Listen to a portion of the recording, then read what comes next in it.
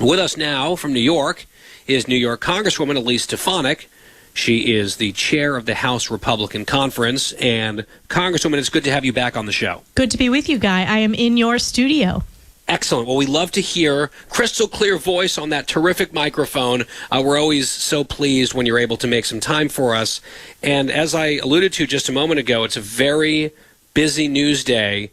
And really at the top of the chart probably is Iran directly attacking Israel for the second time in a matter of months. They did so in April as well. It looks like there were 0 Israeli casualties again this time, but a huge barrage of missiles fired at the Jewish state.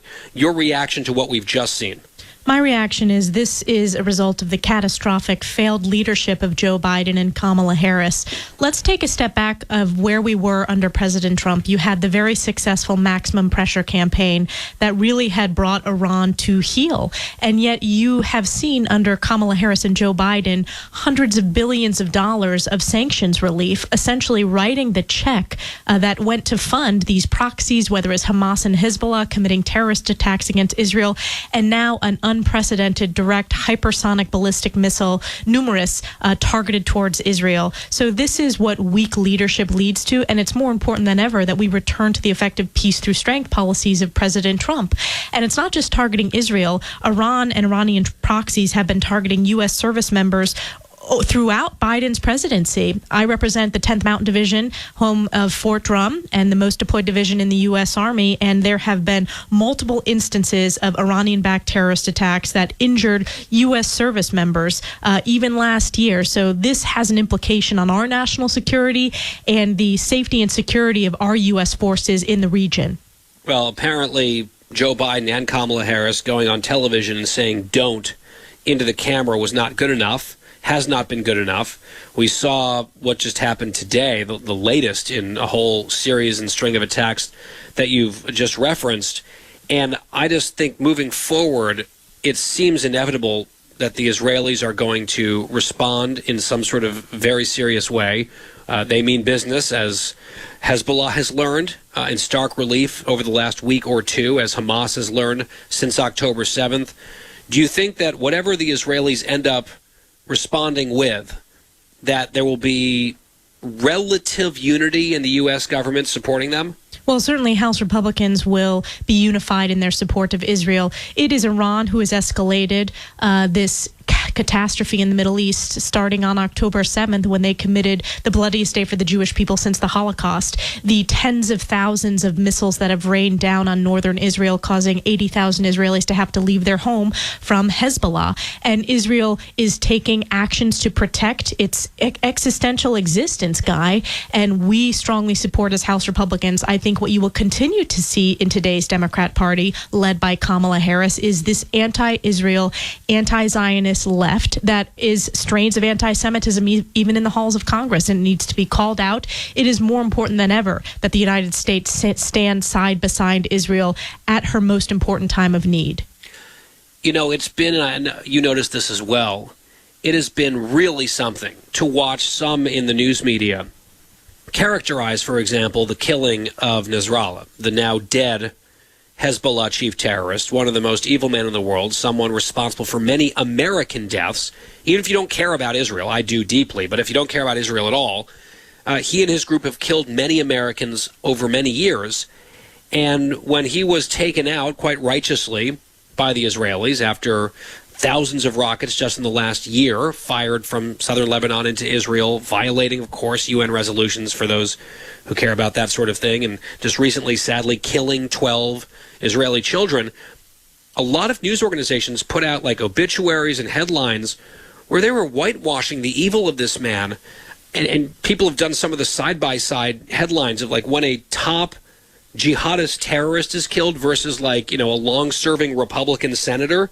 And it's not subtle. It's atrocious. Who the disdain is reserved for in a lot of these newsrooms. And that's how far the mainstream media has fallen. Their moral depravity was on full display when you saw obituaries in the New York Times, the Washington Post, and the New Yorker, and the Associated Press essentially idolize one of the bloodiest terrorists on the planet, who has the blood of innocent Israelis, but also the blood of Muslims.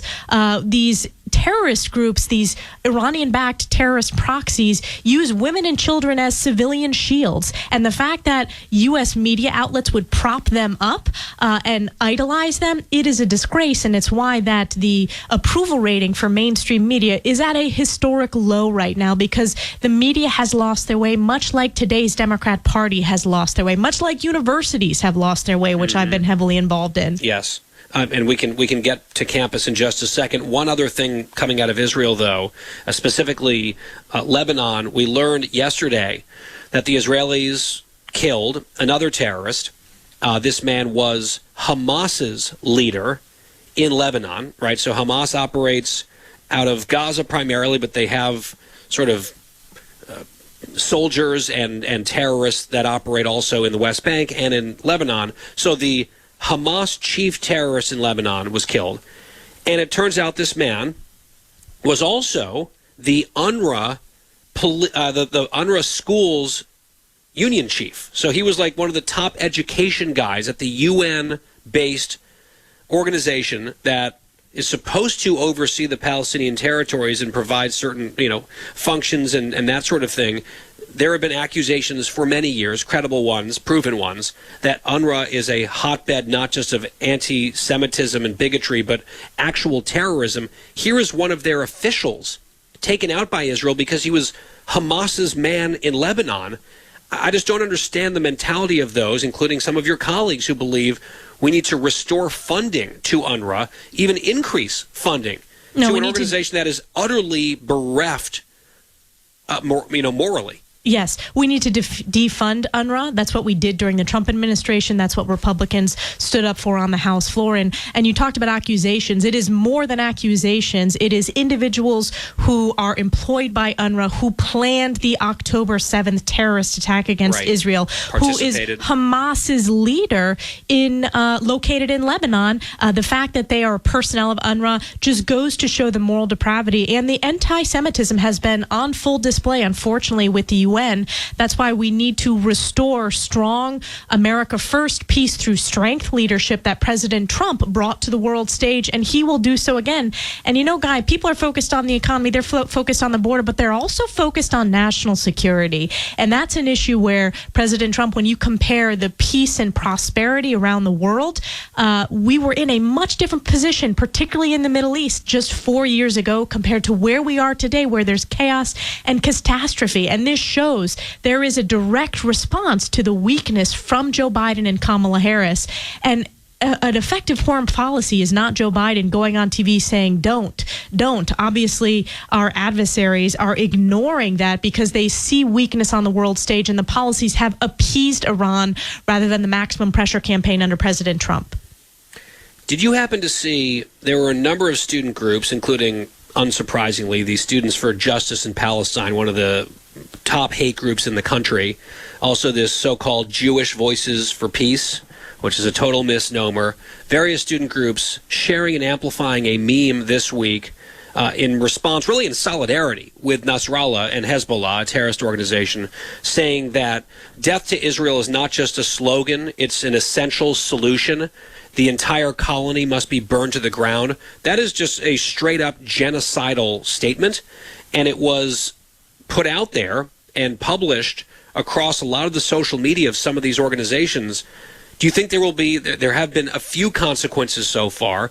Do you think any of the universities that fell flat on their faces last year might have woken up a little bit and might take this a bit more seriously this academic year? Well, they have to take it seriously, and we're going to continue holding them accountable until they do take it seriously. Yes, I saw that horrific meme, and this was the point we were making, Guy, in many of those hearings, is that this is not just a slogan. It is a call to genocide. And oh, by the way, after they say death to Israel, what do they say next? They say death to America.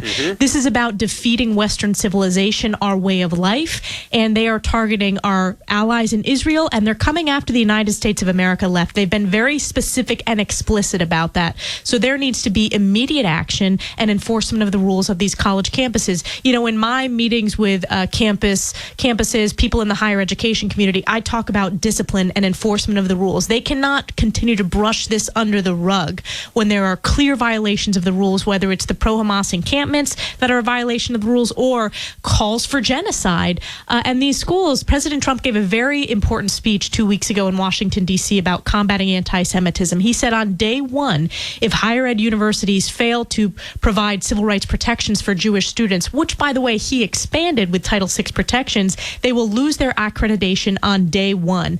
That is the type of leadership we need. We're not seeing any of that from Joe Biden and Kamala Harris's Department of Education. In fact, they have refused to launch Title VI investigations of these schools, and they're using the excuse that there's outside lawsuits. There needs to be Title VI enforcements run by the Department of Education.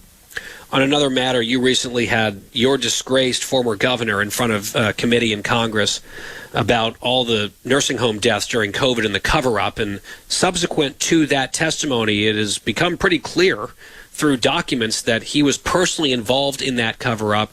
And I think a lot of people are arguing that he pretty patently just lied under oath, perjured himself during hearings before Congress. Is there a next step of accountability there? Because apparently he's out there talking about running for mayor of New York City now. Yeah, that just shows the arrogance and typical Andrew Cuomo. Look, in New York, or when you're in New York politics, you know that Andrew Cuomo was focused on every last detail coming out of the governor's office. And there was no question that he not only ordered, but that he drafted and edited the fatal nursing home executive order. And I believe he committed perjury. And we're going to continue to doing everything we can, turning over every stone in this investigation. We have already come so far. And I would look to some of his top aides, Jim Malatras, who spoke to the New York Post about, the essential threats from Andrew Cuomo when Malatras was testifying before our committee. We're going to continue to demand those documents and demand them from the Hochul administration, who is failing to turn them over, and that includes issuing subpoenas. So there's a lot more to come on this, but he will never hold elected office again, regardless of the arrogance that he thinks he can run for mayor. Well, Biden and Harris held him up as the exemplar of COVID leadership during their convention 4 years ago. Very quickly, 30 seconds, vice presidential debate tonight. J.D. Vance, Tim Walz, what do you expect? I expect that you'll hear J.D. Vance tell his story, which is an extraordinary only in America story, what he has overcome and achieved. I also expect you'll hear him speak directly to the American people, comparing the failed record of Kamala Harris when it comes to the border, when it comes to the economy, when it comes to national security, versus the successful record of President Trump when it comes to our historic economic growth under President Trump, the most secure border in our nation's history, and peace through strength with his national security policies. I think he'll speak directly to the American people, and I think he will win tonight. Congresswoman Elise Stefanik of New York, our guest on The Guy Benson Show. Congresswoman, thanks so much. Thanks.